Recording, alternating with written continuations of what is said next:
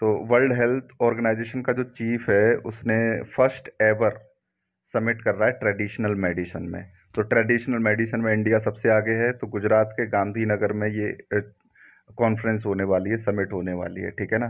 तो इसको होस्ट कौन करवाएगा? Ministry of Ayush. तो ध्यान रखना, first ever global summit on traditional medicine was held at Gujarat Gandhinagar, remember this. देखो, चंद्रयान 3 जैसे लॉन्च हो गया है, तो अब जो है सितंबर अक्टूबर के तक हम लोग आदित्य L1 मिशन लॉन्च कर देंगे। आदित्य सूर्य का दूसरा नाम है, तो ध्यान रखना ये सूर्य के लिए जाएगा और L1 पॉइंट पे जाएगा। आदित्य L1 मतलब L1 पॉइंट है एक लेग्रांजे पॉइंट, जो 1.5 मिलियन मतलब 15 लाख किलोमीटर दूर है अर्थ के सरफेस से। तो लेग्रांजे पॉइंट वो पॉइंट होता है जहाँ पे अर्थ की ग्रेविटी और सन की ग्रेविटी दोनों एक दूसरे को नेग्लेक्ट कर देती हैं। तो उस पॉइंट पे कोई भी अगर चीज़ रखी है तो वो दोनों की ग्रेविटी से बैलेंस हो जाएगी, तो वहीं पे बनी रहेगी, ना तो वो अर्थ की तरफ आएगी ना सन की तरफ जाएगी, तो वो फिक्स हो जाएगी। तो उस पॉइंट को लेग्रांजे पॉइंट कहते हैं, L1 पॉइंट, ठीक है। और it will be launch by PSLV। तो GSLV से नहीं लॉन्च करेंगे इसे, PSLV से लॉन्च करेंगे, पोलर सैटेलाइट लॉन्च व्हीकल से, ठीक है। और इसको असेंबल एंड इंटीग्रेटेड किया गया है UR राव सैटेलाइट स्टेशन पे। यह है बेंगलोर के कर्नाटक में। तो UR राव आपसे पूछ ले, UR राव सैटेलाइट सेंटर कहाँ पे है? तो सैटेलाइट बनते तो हमारे कर्नाटक में है, बेंगलोर में, लेकिन लॉन्च कहाँ से होते हैं? श्रीहरिकोटा आंध्र प्रदेश से।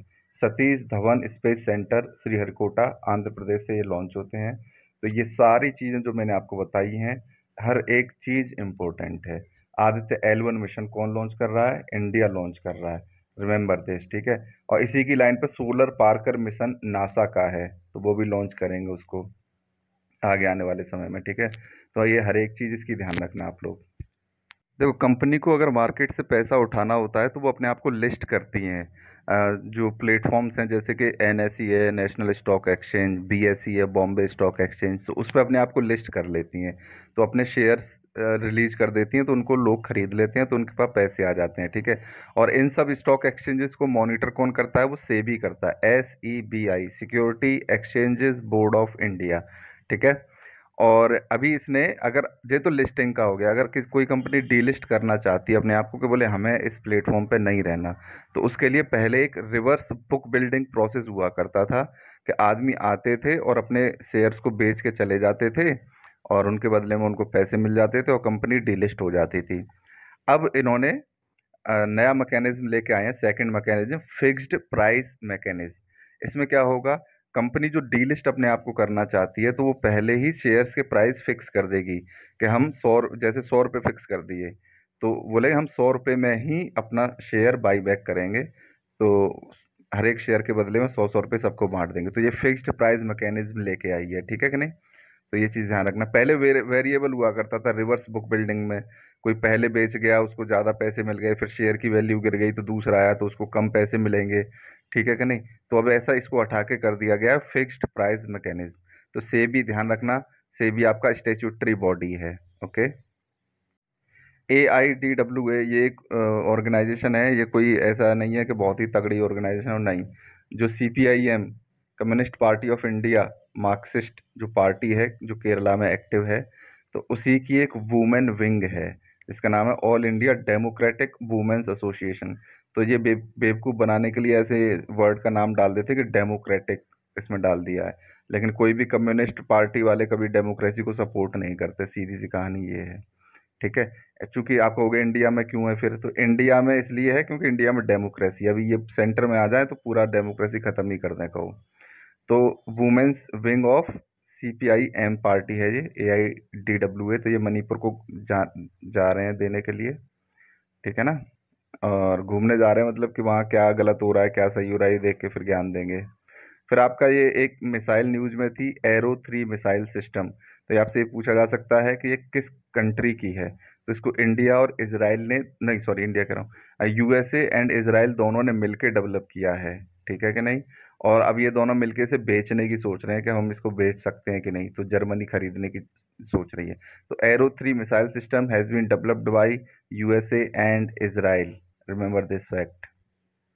देखो फूड ग्रेन्स की कीमत सब जगह बढ़ रही है। मैंने आपको बताया था इंडिया ने अपना राइस एक्सपोर्ट बैन कर दिया, तो वीट एक्सपोर्ट भी पहले बैन कर दिया था, सेलेक्टिव कंट्रीज को भेज रहे थे। तो अब चूंकि वर्ल्ड में ग्लोबल डिमांड बढ़ रही है और चूंकि मानसून की वजह से हमारी फसल वगैरह भी खराब हो गई है, तो हमने जो है परचेज करने का फैसला लिया है। 8 से 9 मिलियन टन हम रशिया से वीट खरीदेंगे, ठीक है, जिससे कि हमारे यहाँ कम से कम पैसे ना पड़े, गरीबों को अनाज खरीदने में तो कम से कम दिक्कत ना हो। इसके लिए हम रशिया से एक्सपोर्ट कर रहे हैं। तो क्वेश्चन इस तरह से आएगा कि कहाँ से इंडिया ने खरीदा है, यूक्रेन से या रशिया से? तो रशिया से खरीदा है, ओके। और थोड़ा सस्ते दामों में भी मिल जा रहा है हमको, तो ये भी हमारे लिए अच्छी बात है। देखो कुछ दिनों से मास टेस्टिंग की जा रही है, मैसेज भेज भेज के फोनों पे। तो क्या है कि जब भी कोई डिजास्टर आने वाला है तो लोगों को पता नहीं चल पाता। तो एनडीएमए जो स्टैट्यूटरी बॉडी है 2006 में सेटअप हुई थी, इसका चेयरमैन होता है आपका कौन? Prime minister. तो ये चीज़ ध्यान रखना। तो ये ब्रॉडकास्ट कर रहे हैं, सेल ब्रॉडकास्ट टेक्नोलॉजी को टेस्ट कर रहे हैं। तो आपके फ़ोन पे हमेशा ऐसे एक मैसेज सा आता होगा, फ़ोन हैंग हो गया 2 मिनट के लिए और भी मतलब वाइब्रेट कर रहा है। तो वो बेसिकली कुछ नहीं है, उस पर एक मैसेज आ जाता होगा आपके पे कि ऐसे ऐसे हम ये टेस्ट कर रहे हैं कि भविष्य में कोई खतरनाक इवेंट होता है तो उसके लिए आपको सजग किया जा सके, ठीक है। तो 2 मिनट बाद ये ऑटोमेटिक ही मैसेज चला जाएगा। तो इस तरह से मैसेज भेजा जाएगा जिससे हर एक आदमी को जिसके पास फ़ोन है एटलीस्ट उनको तो पता चल जाए कि क्या होने वाला है बुरा, ठीक है ना। कभी वॉर होता है सपोज, तो तुरंत बता दें लोगों को कि भाई वॉर हो रहा है, घर से बाहर ना निकलें। तो यही है एनडीएमए का काम, रिमेंबर दिस, ओके। अभी मुर्मू ने द्रौपदी मुर्मू ने वॉरशिप विंध्यागिरी लॉन्च की है। तो ये प्रोजेक्ट 17A के अंदर ऐसे पूछ लेगा, प्रोजेक्ट 17A के अंदर क्या चीज़ें बन रही हैं? तो वॉरशिप बन रही हैं। एक प्रोजेक्ट 75 चल रहा है इंडिया में, तो वो उसके अंदर हम सबमरीन बना रहे हैं, पानी के अंदर चलने वाली पनडुब्बी, ठीक है। तो ये बन कहाँ रही हैं? तो ये Kolkata based garden ship building में बन रही हैं। तो अब ऐसे क्वेश्चन ये भी आ सकता है कि गार्डन शिप बिल्डिंग है कहाँ पे? तो ध्यान रखना वो कोलकाता में है। प्रोजेक्ट 17A आपका रिलेटेड है वॉरशिप से, और प्रोजेक्ट 75 ये आपका रिलेटेड है सबमराइन से। देखो कुछ साल पहले कनाडा ने अलाउ किया था कि हम कैनबिस मतलब जो गांजा है उसका यूज अलाउ कर देंगे, गांजा फूंकना अलाउ है कनाडा में। अब जर्मनी ने भी कह दिया कि controlled use of cannabis, cannabis बोलते हैं गांजा को, वीड जिसको बोल देते हैं लोग, तो उसका कंट्रोल्ड यूज अलाउ कर दिया है क्योंकि इसके मेडिकल बेनिफिट्स बहुत हैं। लोग इसको नशे की तरह यूज करते हैं तो शरीर के लिए नुकसान भी बहुत हैं। तो तो कंट्रोल्ड यूज इसका अलाउ किया गया है, ठीक है ना। तो ये चीज़ ध्यान रखना। जर्मनी कंट्री का नाम ध्यान रखना, उसने किया है ये। जितने भी इस्लामिक कंट्रीज हैं उसमें अगर माइनॉरिटीज़ को ख़त्म करना है तो वो अपने यहाँ ब्लास्फेमी के लॉज बना देते हैं। ब्लास्फेमी का मतलब होता है कि उनके धार्मिक स्क्रिप्चर्स को या उनके मोहम्मद को या किसी को कुछ भी कह दिया तो वो सर तन से जुदा कर देंगे, मतलब मार डालेंगे, जला डालेंगे और ये कर देंगे वो कर देंगे, सारी चीज़ें कर देंगे। एक उस आदमी को ही नहीं करते हैं, उसके पूरे खानदान को ही ख़त्म कर देते हैं। तो ये ब्लास्फेमी के लॉज बहुत ख़तरनाक होते हैं इनके में। तो चूंकि माइनॉरिटीज़ को सिस्टमेटिक तरीके से अब पाकिस्तान में ख़त्म किया जा रहा है, तो अभी चर्चिस पे इल्ज़ाम लगा दिया इन्होंने कि इन्होंने ब्लास्फेमी की है। ऐसे कोई करता नहीं है लेकिन ये लोग खुद से इल्ज़ाम लगा देते हैं, ठीक है ना। एक आदमी जाएगा और मस्जिद से अनाउंसमेंट कर देगा कि ब्लास्फेमी हो गई है, तो सब लोग इकट्ठे हो जाएंगे और उनका जलाना शुरू कर देंगे। तो बहुत सारे चर्चेस को जला दिया गया है ब्लास्फेमी के लिए। तो वर्ड ब्लास्फेमी ध्यान रखना आप। और कहाँ पे अटैक हुआ है चर्चेस पे? कम से कम 15-20 चर्च जला दिए हैं। तो ये चीज़ भी आप लोगों को ध्यान रखनी है। ब्लास्फेमी वर्ड का मीनिंग भी आप लोगों को ध्यान रखना है, ठीक है। फिर आपका ये इंग्लिश सेक्शन में आया है मिस। जैसे बेनजीर भुट्टो है, वो मैरिड है, तो वो अपने नाम के आगे मिस क्यों लगाती है? मिस तो अनमैरिड वुमेन के लिए आता है, लड़कियों के लिए। तो एक्चुअली मिस लगाना अलाउड है। तो मिस वो औरतें, शादीशुदा औरतें लगाती हैं जो ये नहीं बताना चाहती दुनिया को कि वो मैरिड हैं या नहीं मैरिड हैं, ठीक है ना। तो वो मिस लगा देती हैं, जैसे मिस्टर लोग लगाते हैं उसकी बेसिस पे, ठीक है। तो मिस लगाने से लोगों को ये नहीं पता चलेगा कि ये मैरिड है या नहीं मैरिड है। देख के भले ही पता चल जाए लेकिन नाम से तो एटलीस्ट नहीं पता चलेगा। तो इसका ये रीजन है मेन। और ये टोटली लीगल है लगाना, इसमें आपका सेंटेंस गलत नहीं होगा बिल्कुल भी। देखो किसी ने पूछा मोर देन वन के साथ क्या वर्ब यूज होती है? तो मोर देन वन के साथ, ये मोर देन वन है तो प्लूरल, लेकिन इसके साथ वर्ब सिंगुलर यूज होती है।